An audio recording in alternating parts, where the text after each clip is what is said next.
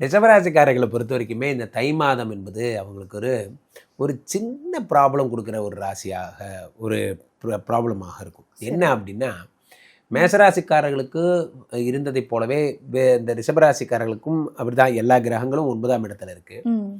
இதுல செவ்வாய் பகவான் மட்டும் உச்சமாகிறார், 7 வருடத்தினுடைய இந்த மாதத்தினுடைய துவக்கத்தில் எல்லாம் பார்த்தீங்கன்னா, தை மாதம் 15ஆம் தேதி துவங்குது அப்படின்னா, துவக்கத்தில் வந்து எல்லா கிரகங்களும் 8ஆம் இடத்துல மறைஞ்சிருது.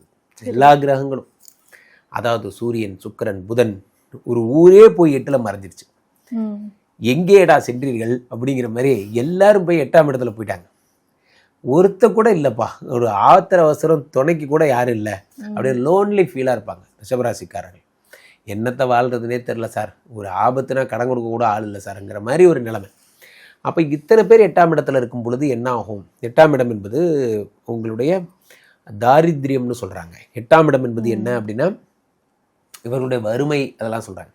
ரிஷபராசிக்காரர்களுக்கு 8ஆம் இடத்திலே இத்தனை பேர் இருக்கும் பொழுது அது என்ன ஆகும் அப்படின்னா, அந்த 8ஆம் இடம் என்பது ரொம்ப வீக் ஆகும். 8ஆம் இடம், இத்தனை கிரகங்கள் 8ஆம் இடத்துல மறையக்கூடாது. பாயிண்ட் நம்பர் 1 அதுதான்.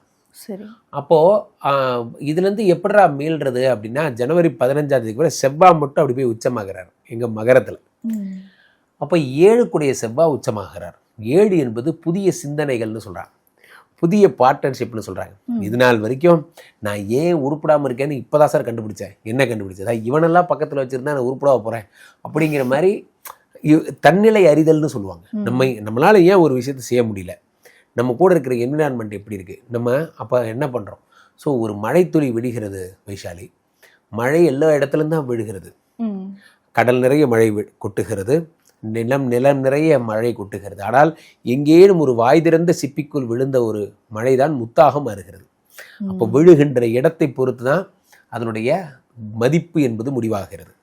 அந்த மாதிரி தான் ரிஷபராசிக்காரர்களுக்கு இனி நீங்கள் எடுத்து வைக்கிற ஸ்டெப்பெல்லாம் டைரெக்டாக ப்ராஃபிட்டபுளாக பேக்கெட்டில் வந்து விடும். அப்படி டிங் டிங் டிங் அப்படி அழகாக கிரெடிட் ஆகி பேக்கெட்டில் வந்து விழுற மாதிரியான விஷயங்கள்.